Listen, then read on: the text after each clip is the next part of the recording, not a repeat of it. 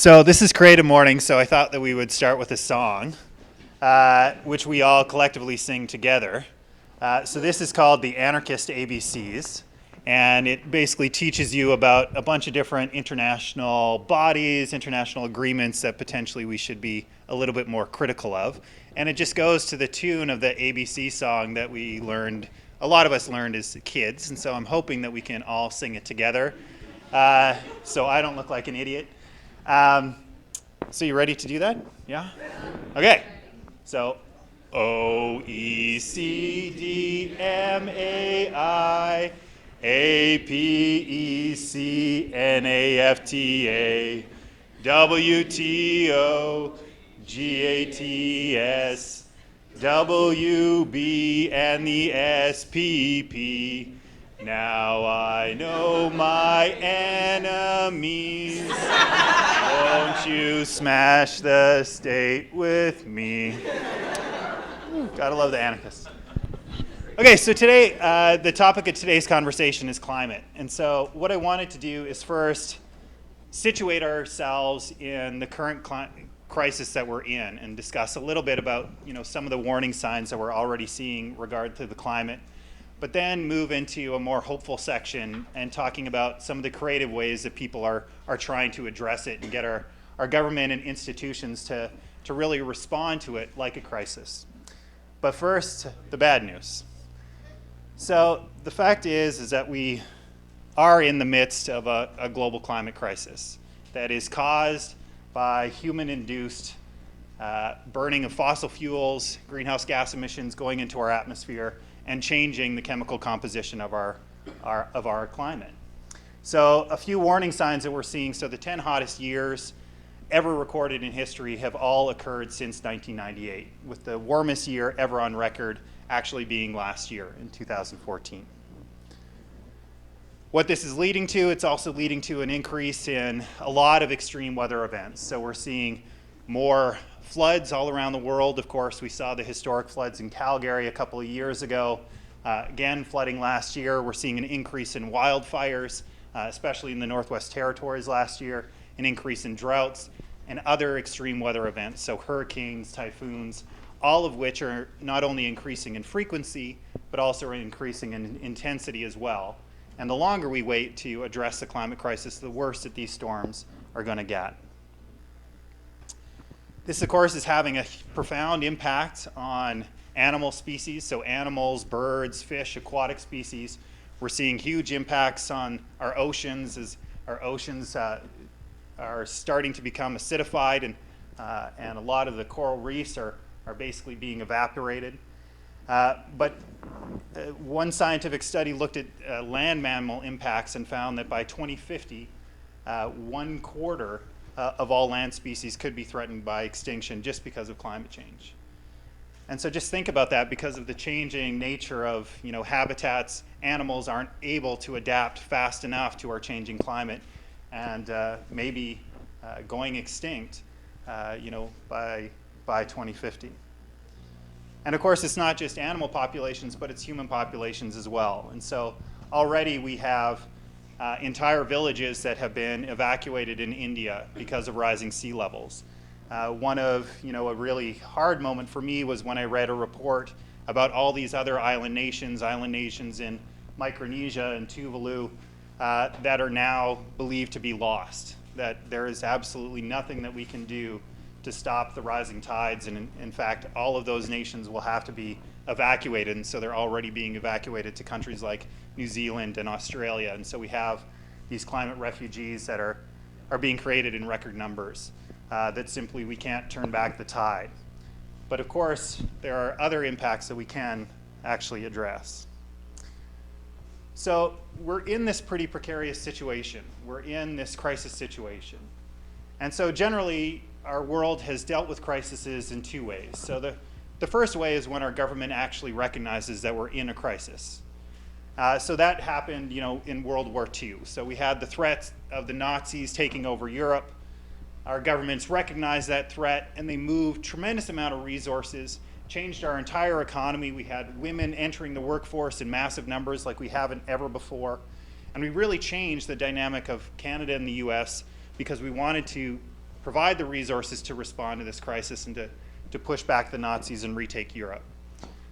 We saw it again when the US, during the Cold War, identified the space program as another crisis moment, that getting to the moon and stepping on the moon before the Russians did was deemed to be a crisis. And so they put, again, huge amount of resources towards doing that, and were able to successfully do that. Now, the other way that we've dealt with crises is when our governments don't recognize a crisis. And when our governments don't recognize a crisis, what we've seen in our history is that's when social movements are required. And so we see massive amounts of people speaking out about issues and making things a crisis, making our governments and our institutions respond to a crisis that we're pushing. We see this in examples like the apartheid movement in South Africa, where the government of the day didn't see that as a crisis for a long, long time until more and more people started getting involved. We saw mass boycotts, and they really created a crisis situation in South Africa that the South African government actually had to respond to. The same thing with slavery in the United States. Again, the government of the day thought this was great. It was a huge economic boom until more and more people got involved and made that an issue. And so you've seen movies like Selma, where some of the creative tactics to do just that. So right now, our government isn't responding to the climate crisis like it's a crisis. So right now, our world is projected to increase. At current projections, we're leading to a 3.8 degree rise in temperature for our planet. Now, if you talk to the global scientific community, they'll say that we need to stabilize things at 2 degrees to give ourselves a 50% chance of stabilizing the climate. So basically a coin flip chance of stabilizing the climate if we're able to get, to keep things at 2 degrees. But right now we're on course for 3.8 degrees of warming to 5 degrees of warming if we look at business as usual. So our governments aren't responding to this situation as a crisis. And so really it is up to us to try to intervene, to try to create that pressure so that our government actually starts responding like it's a crisis. Because if we start going up, not only do we potentially lose the ability to actually act to address this problem, but the impacts, as you can see, get worse and worse and worse. This is a really powerful quote that I read from Ban Ki-moon from the United Nations, that we are the last generation that has the ability to do something about this problem. That if we leave it to the next generation, to folks that are in school today, we will have lost the planet. And that's a reality that's very heavy and very, very hard to comprehend, that we are really the only generation that can act to do this. And in fact, most climate scientists will say by 2020, we really need to start seeing radical emission reductions in order for us to give ourselves the best chance. And so it's really within the next 5 years that we have to get involved in some way to make our governments respond and put the resources towards addressing this crisis that we need them to do. So the first thing is that, that's just really tough mentally to comprehend of just how do we sort of deal with that responsibility that, really is on our shoulders to change the entire planet. And I really like this quote by Naomi Klein saying, people should feel helpless. This is a pretty overwhelming situation, and we can't do it alone, but we can do it together. And so when we work together, when we get together, we can actually make a tremendous difference. And I'm going to look at some of the examples of how people are doing that in a second. But I think the other thing is when I've felt helpless, and there's often times where I felt helpless, where I didn't know what to do. And it's okay to, I think, first of all, just to feel those feelings, that those are natural responses to, all the stuff that's going on all around us. But the important part is not to get stuck there. is not to sort of stop there, but to sort of push forward and try to act in whatever ways, big or small, that you can, to really try to create that social movement pressure that our world so desperately needs. So to make it a little bit harder, our challenge wasn't hard enough, is that personal solutions aren't enough. And so, changing our own individual light bulbs, changing our own individual habits aren't enough to really create the type of systematic change that our world needs to put the planet back on a much better course. And I think the environmental movement actually, screwed up a little bit by focusing so much on personal solutions, especially when the climate crisis first went out. Like, how many people here saw Al Gore's Inconvenient Truth? So a few people. One of my reactions, and the reactions of a lot of people that I talked to that movie, is you saw this movie, overwhelming movie about just how devastating the climate crisis was. And then at the very end of the movie, they start rolling these things that you can do about it. And the things you could do about it were changing your light bulb, and you can drive less, and you can try and reduce your energy in your household. And I think what a lot of people felt is, you just showed me this movie about how the whole planet is going to end, and I'm not going to save it by changing my light bulbs. And so rather than that being empowering about, and I'm not trying to say that those actions aren't important for us to do, but rather than being empowering, it was disempowering for a lot of people, because they were like, those solutions don't speak to what we need to have. And so I really like this graphic that was generated by the Canadian Youth Climate Coalition, which I think really tries, in a graphic to reframe that a little bit, where it's, stopping global warming is as easy as replacing a light bulb, and then of course the asterisk says, and by light bulb we mean the fossil fuel industry, because it really is about systemic shifts that we need to tackle. To make it even harder, there are a lot of companies pushing against us. So some of the largest, most profitable companies on the face of the planet, making huge amounts of money in perpetuating this problem, stand in our way. Potentially some of them can be allies, but right now they're not. Right now they're trying to extract, get as many resources out of the ground as possible. And so it's a big thing that we need to confront going forward. But now the good news. So what I wanted to look at, and there's lots of different ways that people are responding to this crisis or trying to generate action. And I wanted to focus, because this is Creative Mornings, on some of the more creative ways that people have sought to address it, and look at some broad categories that of how they're trying to sort of focus the response. So the first one is just around creativity. So we all live really busy lives. We think about a lot of different things. We have a lot of issues pressing on us.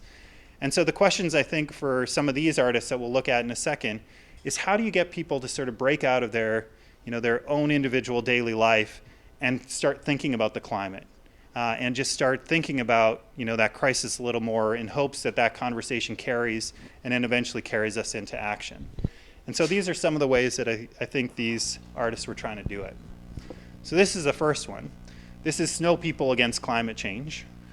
This is a global movement, and it's basically, we've all seen snowmen, or snow people as I call them. And what these people started doing, this started with a small group in the States, and they didn't have a lot of people. They didn't have a lot of numbers, and so they were trying to figure out, how do we still make an impact even though we're a small group? And so they came up with this idea where they would build snowmen, and then they would put protest signs in their hands, because who better to protest global warming than snowmen, who of course are going to melt much, much faster.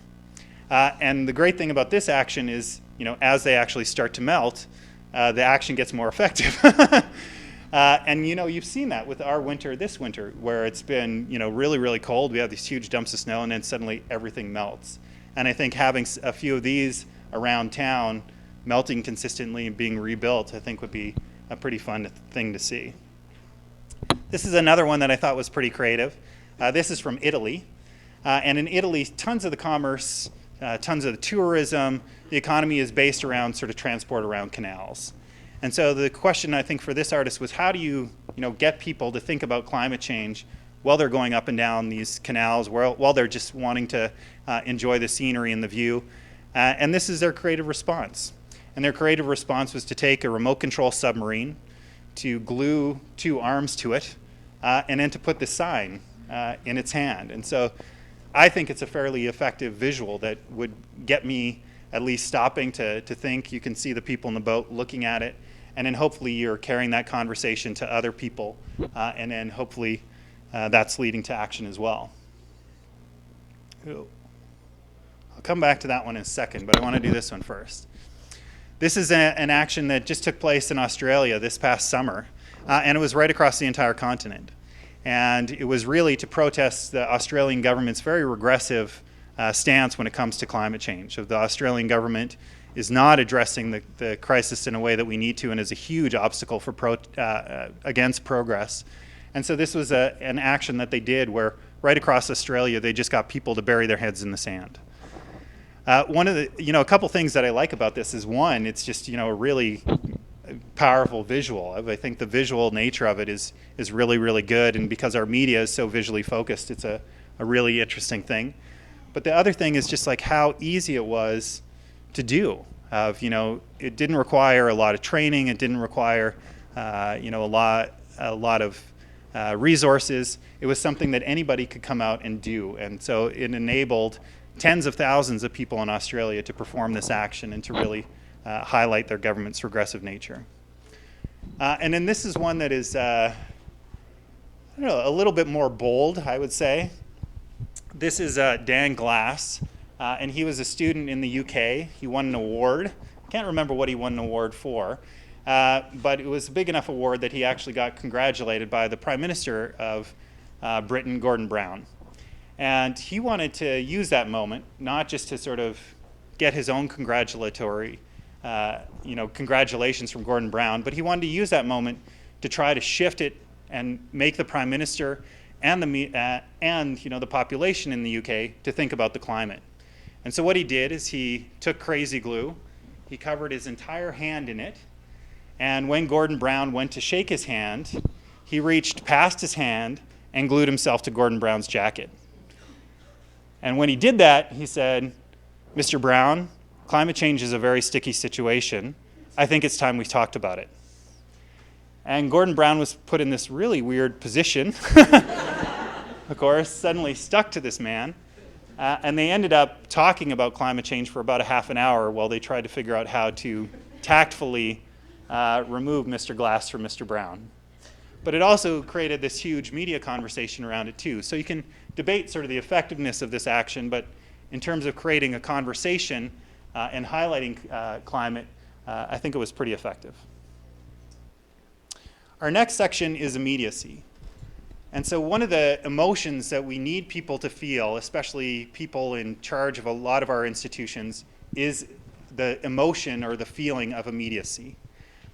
We need them to feel that it's not something that they can delay acting on till next quarter or till the next election cycle, but it's something that they need to address right now. And so these next few examples, I think, try to get at artists trying to figure out how do we get people to feel the type of immediacy we need them to feel. So this is a series of art installations done in concrete by an artist named Isaac Cordell.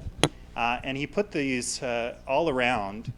But I think it's a very powerful image because it talks about some of the impacts that are already being felt by communities and will be felt by more communities. And this one is sort of politicians debating acting on global warming while the sea levels are rising around them. And these were all around, and I think that they're a very powerful way of sort of generating that feeling of immediacy of these rising levels while our politicians just keep talking and talking and talking. This is the next one. This is in Florida. And in Florida, if things continue to go the way that they are, they're expected to experience about a 3-meter level rise in sea levels. And so when you say that to most people in Florida, nobody has any real conception of what that means. They know that it's bad. They know, potentially we don't want that, but it doesn't really create the immediacy because people can't really see it and they can't really feel it.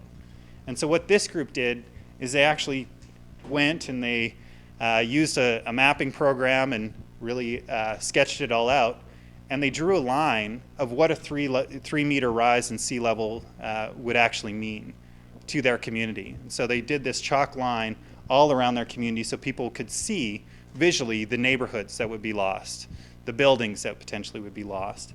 And I think, again, it's sort of a really effective but simple way of sort of generating or creating that feeling of immediacy that we need people to feel. Our last example in this section is another way of feeling immediacy that historically has been used is the use of peaceful civil disobedience.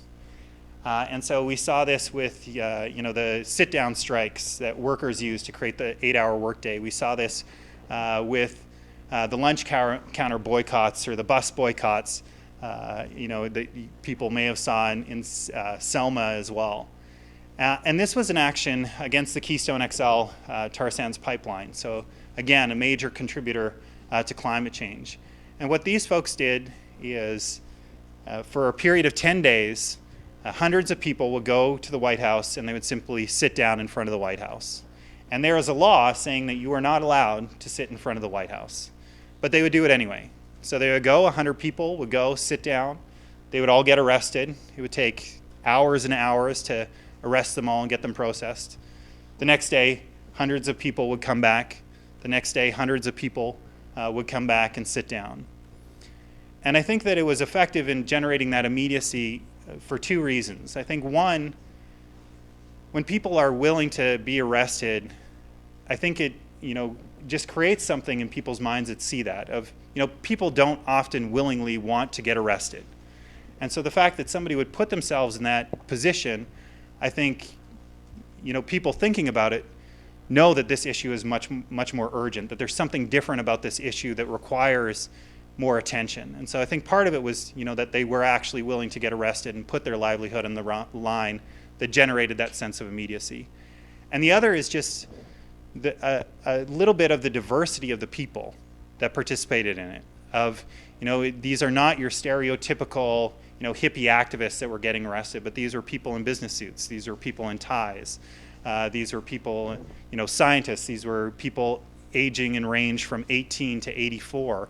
And so you're able to look at these people and find somebody that looked like you participating in this action. So it made it much more personal, I think, to see it, and generated a much more personal sense of immediacy, and really has galvanized the whole U.S. climate movement of this, this action and a sequence of actions has really got the U.S. quite engaged in the climate issue where they weren't before, and so it's really been quite effective.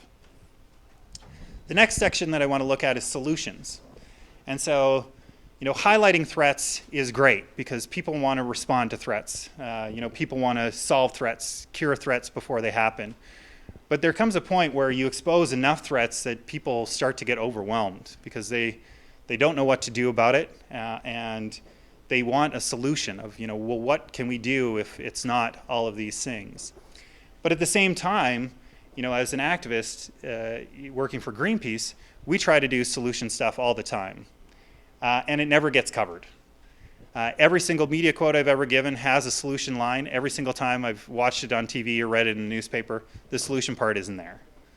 And the reason is because the media thrives on conflict, and solutions aren't about conflict. And so they either aren't reported about, or you're in like the lifestyle section at the very end of the broadcast, right after whatever the viral YouTube video is of that day. And so the question, I think for these artists is trying to figure out, well, how do we, both at the same time promote solutions, because that's something we want to do, but at the same time do it in a way where we can still get that message out, because if people don't hear about the solutions we're offering, then it doesn't matter, or it doesn't matter as much. And so these are two examples of how people are trying to do that. So this is another example in Nebraska around the Keystone XL pipeline. And what they did is they built this barn. It was a huge community gathering effect. And so there's landowners, farmers from all over working with First Nations to build this barn.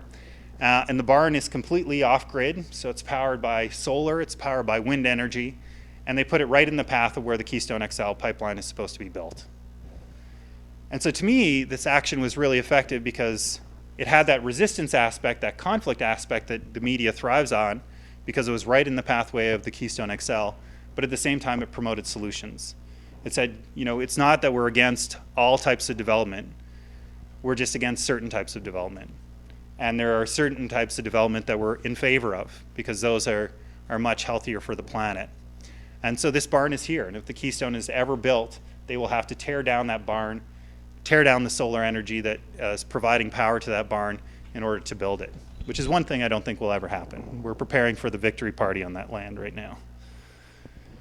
This is an action that we did right outside Edmonton. And so this is on the Leduc #1 oil derrick, which is sort of on our information center as you drive into the city. And so we climbed it one day to hang this banner and to also set up basically a solar-powered radio station for the day. And so we were playing solar-powered songs. Anybody could request anything that dealt with the sun, and they could request it, and we would play it. But again, this action sort of has that resistance and that solution aspect, because the Leduc #1 really started the Western Canada's oil boom. This was sort of one of the first oil derricks that really kicked everything off. And what we wanted to say with this action, and we can debate about whether it was effective or not, was that oil has given us a lot. Like oil has done a lot for our society, employed a lot of people. But now that we know more of the impacts of burning fossil fuels, that it's time to start transitioning. And so we wanted to go back to sort of the place that began the oil boom to say now it's time for a solar boom. Now it's time to use some of Alberta's other natural resources to create an energy economy of the next century that actually addresses the problems that we're facing. The last section I want to talk about, and so I only got a few more slides left, is just diversity and linking issues. And so in order to create a movement that can get our institutions to act like this is a crisis, we need a lot more people. It can't be just a traditional environmental movement. It can't be left to the Greenpeace folks or the Sierra Club folks. It needs to be much, much broader. And it's only with a broad voice are we going to be able to really generate the attention that this issue needs, and that this issue needs within the next few years. And so these next few examples are about how to try to diversify the movement, and also how to try and link issues together and see the real connections that we have and the intersectionality between our issues, so that we're pushing for our issues together and hopefully moving both of our struggles forward at the same time. So this is one that was, I think really fundamental in starting to change the conversation around climate and providing a lot more weight to it, was when scientists actually started speaking out. And there became a time when it wasn't enough for scientists just to sort of publish these reports about how dramatic the impacts of climate change were going to be, or the impacts that were already being felt, or the melting of the ice caps, and just put those on somebody's desk to be ignored. At some point, they were like, we need to believe our own research. And if we believe our own research, we need to do something, because we're running out of time. And so this is one of the scientists run and organized protests that happened, where scientists actually for the first time started speaking out and saying, you need to listen to what we're saying and what we're telling you. And you had folks like James Hansen with NASA, that was one of the people that was arrested in front of the White House in one of the slides that I saw before. And I think this also lent a lot of legitimacy, just because people view scientists in a different way than they view your typical activists. So they view scientists as a more legitimate voice. And so having these different sectors really speak out is something that's essential moving forward. This is another really incredible alliance that's being built. This is the Cowboy and Indian Alliance. They call themselves the CIA, the new CIA in the United States.